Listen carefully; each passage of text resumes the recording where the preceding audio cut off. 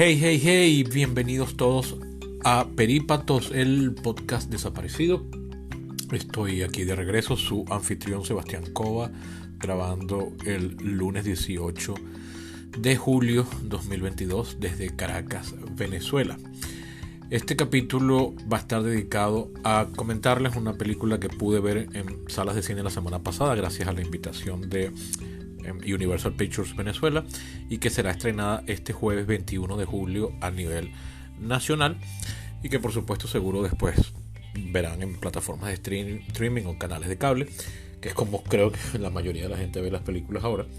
Y se llama The Black Phone, el teléfono negro, dirigida por Scott Derrickson, una película que está siendo vendida como película de terror, pero que quizás sea un poco más complejo que eso. Sin más preámbulos, paso en la siguiente sección a comentarles, reseñarles y recomendarles la película en cuestión.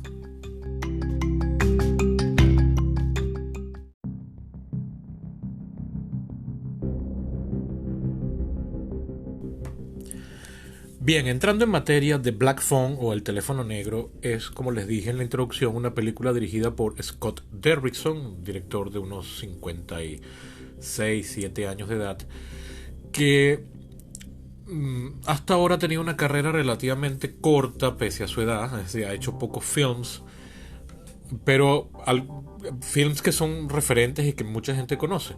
Yo en particular solo he visto dos, que son su debut de largometraje, que es El exorcismo de Emily Rose del año 2005, que está inspirada hasta cierto punto en un caso de la vida real sucedido en Alemania, si mal no recuerdo, en los años 90. Y luego de eso hizo un remake del día que la Tierra se detuvo, The Day the Earth Stood. Yo no he visto ese remake del año 8, he visto es la original del año 51, que es un clásico de la temprana ciencia ficción hollywoodense. Luego hizo otra película de terror llamada Sinister. Luego hizo, que no he visto, en el año 12. Luego hizo Deliver Us from Evil, que yo recuerdo que fui a verla al cine. O sea, fui al cine a querer verla, pero al final fui con una chama que luego terminaría siendo mi novia, y lo que hicimos fue quedarnos en el carro encerrados haciendo SEO. Había olvidado eso y lo recordé ahorita buscando la filmografía del director. Y finalmente en 2016 hizo Doctor Strange, la película número 15, si mal no recuerdo, del Marvel Cinematic Universe o MCU, serie de películas de superhéroes de Marvel que desde 2008 hasta este año 2022 lleva ya 29 títulos cinematográficos y varias series de televisión. Bueno, es quizás ahorita la franquicia más grande que está produciendo Hollywood. Y el guión, que está escrito también por Scott Derrickson y Robert Cargill, es una adaptación de una novela o de un cuento corto de Joe Hill. Joe Hill es el nombre de escritor, o el pen name, como dice en inglés, de Joseph Hillstrom King, el hijo mayor de Stephen King, el afamado novelista y escritor, en realidad, así en genérico, de básicamente terror es por lo que más se le conoce, pero en realidad tiene diferentes tipos de historias, pero ese es como que el género que lo ha hecho más famoso. Stephen King quizás me atrevería a decir que es el escritor vivo más adaptado en el cine. Es impresionante la cantidad de películas y series que se han hecho de su trabajo, y bueno, sus hijos, al menos dos de ellos, han seguido por la ruta del padre. Joe Hill tiene además la misma cara de loco que tiene su papá, que tiene Stephen King. Y bueno, está escribiendo libros también, y ya también lo han comenzado a adaptar. Yo no había visto ninguna de las adaptaciones de su obra. Hay una película de 2008 que es una adaptación de una novela suya que se llama Horns, Cuernos, que la protagonizó Daniel Radcliffe, quien hace de Harry Potter en las películas, en las 8 películas de Harry Potter que produjo Warner Brothers a principios del siglo. Esa película no la he visto, pero bueno, fue como muy comentada en su momento. Una película, si mal no recuerdo, fue de 2013. Bien, pasada la ficha técnica, los comentarios de la película. Como les decía, en el tráiler, cuando uno la ve, uno dice, wow, una película de terror. Pero al mismo tiempo tiene una vibra de película de suspenso, de estas de asesinos en series, ¿no? Tipo, quizás, a ver, tipo El silencio de los inocentes o The Silence of the Lambs, el título original en inglés. Tipo Seven, ¿no? Básicamente está ambientada en el año 78. Es la historia de una pequeña comunidad, una de estas ciudades dormitorios, clase obrera de los Estados Unidos. Ahorita no recuerdo en qué estado se ambienta la historia, creo que es Indiana, disculpen que lo haya olvidado. Y han estado desapareciendo una serie de niños en manos de lo que se teme es un asesino en serie. La película está contada, y esto es lo interesante, desde el punto de vista de los niños. Es decir, los protagonistas de la película son niños, en particular una pareja de hermanos, un varón y una hembra, hijos de un padre alcohólico, y vamos descubriendo poco a poco que bueno, que son huérfanos de madre. Esto aquí no estoy spoileando nada porque esto está revelado prácticamente a los 5 o 10 minutos de comenzada la película. Y bueno, en el colegio al que asisten los niños, que pareciera ser la única escuela que asiste a la zona, típico de las pequeñas comunidades de dormitorio, ya han desaparecido varios niños, incluyendo amigos de la pareja protagonista, hasta que finalmente uno de los dos niños protagonistas es secuestrado por el asesino serial. Bien, entonces, ¿es una película de terror o no? Aquí hay que hacer un comentario sobre géneros un poco necio, porque usualmente tendemos a asumir que el terror, el género cinematográfico terror o horror, como le dirían en inglés, implica elementos sobrenaturales, es decir, fuerzas o poderes más allá de lo natural y que bueno, tienen una conexión con lo oculto y lo demoníaco. En ese sentido, eso es un cliché con el que yo no estoy de acuerdo. Hay conspicuas y notorias películas de terror que no tienen este elemento. Podría mencionar Alien de Ridley Scott 1979, podría mencionar The Terminator y Predator de Terminator de James Cameron 1984, Predator dirigida por John McTiernan, Predator del año 87, o Depredador como la hemos conocido toda la vida en español. Ambas películas, estas últimas dos que mencioné, protagonizadas por Arnold Schwarzenegger, por eso las metí en el mismo paquete. Pero fíjense que esas tres películas que he mencionado no tendrán fuerzas sobrenaturales, pero sí, es correcto, pero tienen un monstruo que no es real, ¿no? O sea, tienen Alien, como su nombre revela, se refiere a un extraterrestre. Terminator es un robot que viene del futuro. Predator es también un extraterrestre, pero aquí en la Tierra. Entonces, bueno, ok, esos son elementos que no son, serían ciencia ficción, pero que no, inventándose un personaje que no se atiene a nuestras leyes humanas. Pero otra película que podríamos considerar terror, yo la considero una película de terror, ya la mencioné, El silencio de los inocentes, The Silence of the Lamb, dirigida por Jonathan Demme en 1991, película que se llevó el Oscar el año siguiente. Además, película que logró algo que no sucedía desde 1935, desde 1975, llevarse los 5 Oscars más importantes, que son película, dirección, guión, actor y actriz. Es un clásico de los 90, es una película que inició el famoso ciclo obsesivo con los asesinos seriales en los años 90.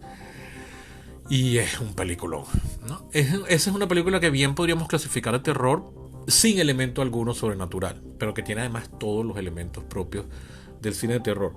Bueno, en ese sentido, esta película, el elemento que está aterrorizando a la comunidad es un elemento real, natural, humano, social, que no es sobrenatural. Pero la película sí tiene elementos sobrenaturales, pero no son lo que está aterrorizando a la comunidad. Eso es lo curioso.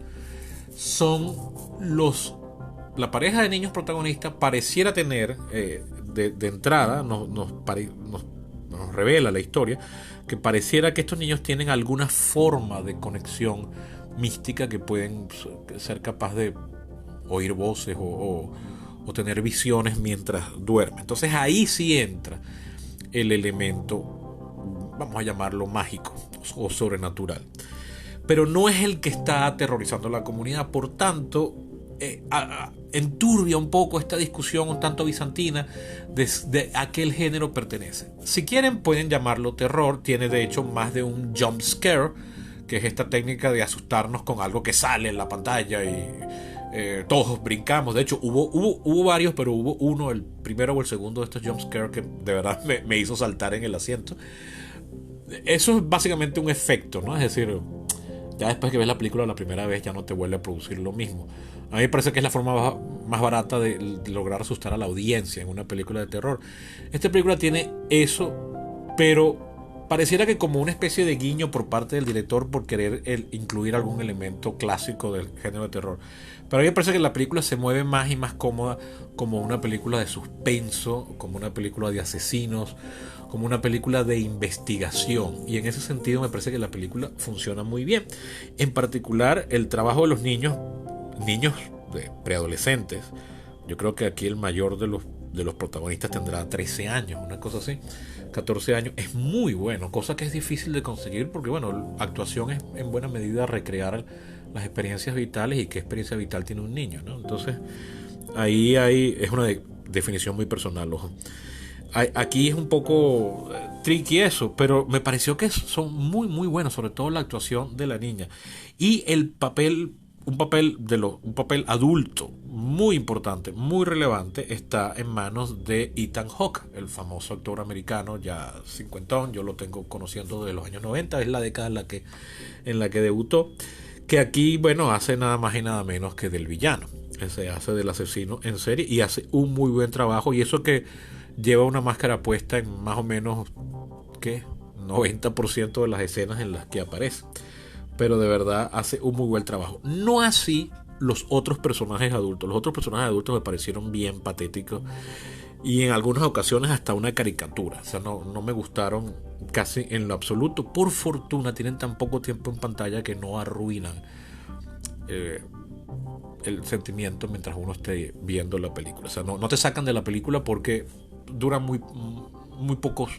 Y cuando digo muy pocos es que si los sumo yo creo que no llegan ni a 10 minutos de pantalla. Cuidado y no menos. O sea, mucho del peso de la película está puesto en lo que sucede entre el asesino y uno de los niños capturados por él mismo. Y ya, hasta ahí les revelo. Es una película entretenida, no es una obra maestra. Yo todavía de Scott Derrickson no he visto algo que me deje enamorado.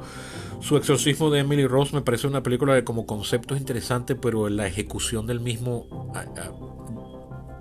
a mí nunca me ha convencido. Tiene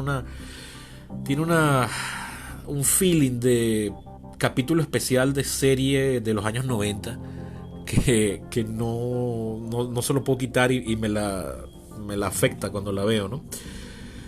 Pero como les decía, el concepto que está detrás de esta película, inspirado en un caso real, es interesante. Su Doctor Strange, por supuesto, es una película de alta factura, donde lo que aporta el director es muy pequeño en cuanto a creatividad. Él iba a dirigir la más reciente película de Doctor Strange, que se estrenó en cines este año 2022, que se llama Doctor Strange in the Multiverse of Madness, pero diferencias creativas con Disney lo hizo renunciar y entonces se dedicó a esta película, que es una película que iba a tener de hecho fue exhibida por primera vez el año pasado en un festival, pero viendo la buena reacción que tuvo parte de la crítica, el estudio decidió posponerla para un estreno de verano a mediados de año 2022, y bueno, ha estado funcionando bien en las carteleras, había mucha expectativa.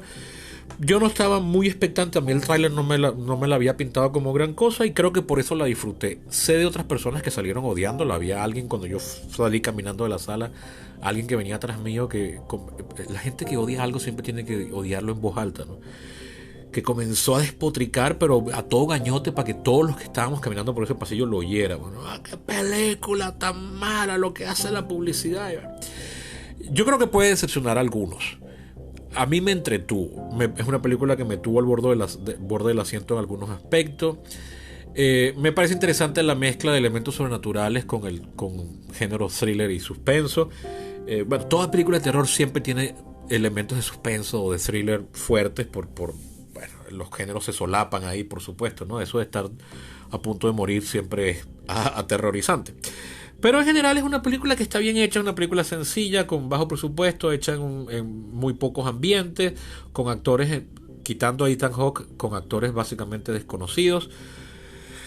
Pero que, oye, a mí me hizo pasar un buen rato y de verdad creo que no voy a ser el único, o sea que pueden irlas a ver varios y van a salir satisfechos. Lamentablemente no todos, pero yo creo que sí van a pasar un buen rato y vale la pena que vayan a verla en pantalla grande.